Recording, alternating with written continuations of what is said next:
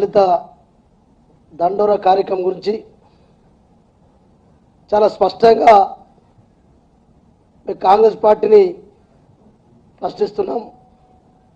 నిజంగానే ఏదో కొత్త పార్టీ, ఏదో కొత్త నాయకుడు ఇలా మీ పార్టీకి ఈ దేశాన్ని రాష్ట్రాన్ని పరిపాలించింది 50 సంవత్సరాలు మీరే. ఇలా దయ్యాలు వేదాలు వల్లించినట్టు మేమేదో ఇప్పుడు వచ్చి ముఖ్యమంత్రి కేసీఆర్ గారు తెలంగాణ రాష్ట్రం వచ్చిన తర్వాత ఆదివాసులకు దళితులకు ఏమీ చేయలేదని, మేమేదో రేపు అధికారంలోకి వస్తే పగటి కలకంటూ ఈరోజు అనేక మోసపూరితమైనటువంటి మాటలు చెప్పిందని పూర్తిగా ఖండిస్తున్నాం. ఎందుకంటే ఈరోజు తెలంగాణ రాష్ట్రం వచ్చిన తర్వాత ఒకసారి ఆదిలాబాద్ ఉమ్మడి జిల్లాకు వస్తే గతంలో మీరు ఎన్ని గ్రామాలకు రోడ్లు వేసారు, గతంలో ఎన్ని గ్రామ పంచాయతీలు ఉంటాయి, ఇప్పుడు ఎన్ని గ్రామ పంచాయతీలు ఉన్నాయి, వాటికి నేరుగా డబ్బులు డైరెక్ట్ పంపిస్తూ ఉన్నాం.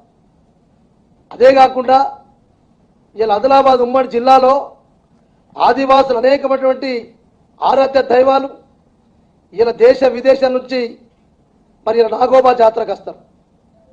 కనీసం ఆ నాగోబా జాతర ఎప్పుడు జరిగినా మరి వాళ్ళు కూడా ముఖ్యమంత్రులు, వాళ్ళు కూడా ప్రభుత్వాలు లేని, కనీసం ఆ నాగోబా జాతర గురించి, ఆ టెంపుల్ గురించి పట్టించుకోలేదు.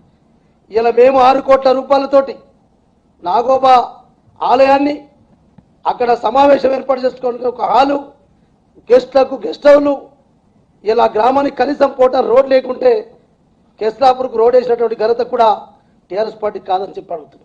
కనీసం ఒక ప్రత్యేకమైనటువంటి ఏదైతే పేరు ఉన్నటువంటి మరి జోడన్ ఘాట్ కావచ్చు, కెస్లాపూర్ కావచ్చు, నాకు కావాల్సినటువంటి సదల్పూర్ అనేటటువంటి బైరన్ దేవాలయం శివాలయం ఉంది.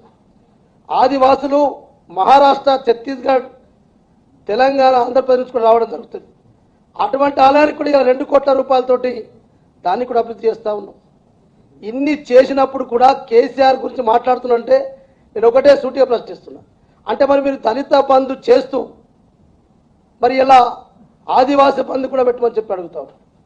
నేను అడుగుతున్నా రేవంత్ రెడ్డి గారిని, ఒకసారి మమ్మల్ని ప్రశ్నించే ముందు, మమ్మల్ని డిమాండ్ చేసే ముందు, మీరు పరిపాలించే రాష్ట్రాలున్నాయి కదా, మీరు పరిపాలించే రాష్ట్రాల్లో ఛత్తీస్గఢ్ ఉండొచ్చు, రాజస్థాన్ ఉండొచ్చు, పంజాబ్ ఉండొచ్చు, మీరు ఫస్ట్ అక్కడ దళిత బంధు, అక్కడ ఆదివాసీ బంధు పెట్టండి. మేమేం చేసినా మీరు ఫలాన్ని ఎందుకు చేస్తారని చెప్పి అడుగుతారు. మేము ఒకటే స్పష్టంగా చెప్తాం, మీరు దళిత బంధుకు వ్యతిరేకమా? మీరు దళిత బంధు వ్యతిరేకమైతే డైరెక్ట్ చెప్పండి. మీరు దళిత బంధు చేసినా పర్వాలేదు, మీరు ఆదివాసీ బంధు పెట్టు. మీరెవరు చెప్పేటోళ్ళు? మాకు రాష్ట్రము, మాకు ఒక ప్రణాళిక ఉంది, అట్టనటువంటి కులాలు ఎవి మాకు తెలుసు. అందుకొరకే మీరు ఒకవేళ పెట్టేది ఉంటే మీరు మీ రాష్ట్రంలో పెట్టండి. మీ రాష్ట్రంలో మీరు 2016 రూపాయల పెన్షన్ పెట్టండి, 3016 రూపాయల పెన్షన్ పెట్టండి, రైతు బంధు పెట్టండి. ఇవి పెట్టరు, కళ్యాణ లక్ష్యం పెట్టరు.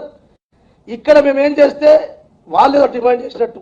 అందుకొరకే ఖబర్దార్ రేవంత్ రెడ్డి గారు, ఇప్పుడే మా నాయకుడు చెప్పాడు మీ గురించి మాట్లాడే, అసలు నువ్వు కాంగ్రెస్ పార్టీ ప్రెసిడెంట్గా అసలు నీకు మాట్లాడే మాటలు బట్టి చూస్తుంటే పూర్తిగా నువ్వు రేపు కాంగ్రెస్ పార్టీని ఇంకా భూస్థాపన ఎత్తుకొచ్చినా చెప్పి అర్థమైంది. ఇంకా అసలు డిమాండ్ ఇలా పోడు భూముల వ్యవసాయం గురించి మాట్లాడుతూ ఉన్నారు. నిండు సభలో అసెంబ్లీలో మా కేసీఆర్ గారు స్పష్టంగా చెప్పాడు, అయితే 2005 తర్వాత ఇలా కనీసం అంటే నాకు తెలిసి మా ఆదిలాబాద్ జిల్లాలో 13,444 అప్లికేషన్ పెండింగ్లో ఉన్నాయి. ఆ తర్వాత కూడా మిస్సింగ్ అయితే తప్పకుండా అన్ని జిల్లాలు తిరుగుతాం. అన్ని జిల్లాలు తిరిగి కలెక్టర్తో సమావేశం పెట్టి అక్కడనే మా సిఎస్ని సెక్రటరీ అందరూ పిలిపిస్తానని చెప్పారు. ఎక్కడికక్కడ ఆదివాసులు గిరిజనులు కొట్టుకున్నటువంటి భూముల్ని తప్పకుండా హక్కుపత్రాలు ఇస్తామని చెప్పి అసెంబ్లీ చెప్పాడు. ఏదో మరి ఇలా మనం చూస్తూ ఉన్నాం, కరోనా వైరస్ సందర్భంగా ఇలా మనం మీటింగ్లు పెట్టలేకపోయినాం, సమావేశం చేయలేకపోయినామని చెప్పి కూడా మేము లోకల్గా అక్కడ స్థానిక శాసనసభ్యునిగా అనేకసార్లు హామీస్తున్నాం. మా ముఖ్యమంత్రి గారు 100% హక్కుపత్రం ఇస్తారు. దాన్ని అసెంబ్లీలో మాట్లాడిన మాటలు విని మేమేదో ముందొచ్చి ఆదిలాబాద్ ఇందర్వెల్లిలో డిమాండ్ చేస్తే ఏదో కాంగ్రెస్ పార్టీ డిమాండ్ చేస్తేనే ఆదివాసులకు గిరిజనులకు హక్కుపత్రం చెప్పుకోవటానికి గొప్పలు చెప్పుకోవటానికి నాటకాలు చేయడానికి రేవంత్ రెడ్డి వచ్చినందుకు బిడ్డ నువ్వు పట్టపగలు దొరికిన దొంగ, నువ్వు ఇలా జైలుకు పోయి వచ్చినాడు. అదే జైలుకు వచ్చినటువంటి మన బీజేపీ ఎంపీతోటి రెండు పార్టీలు చీకటి ఒప్పందం చేసుకొని అక్కడ సభ పెట్టిండు.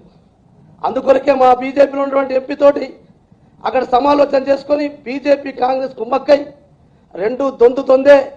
తప్పకుండా రాబోయే రోజుల్లో ఇటువంటి సమావేశాలు పెట్టి పిచ్చి పిచ్చి మాట్లాడితే రేపు ఆదిలాబాద్ జిల్లా నుంచి రేవంత్ రెడ్డి గారు నీ కాళ్ళు చేతులు నరికి పంపిస్తామని చెప్పి కూడా నేను ఈ వేదిక ద్వారా వారు హెచ్చరిక చేస్తా ఉన్నాను.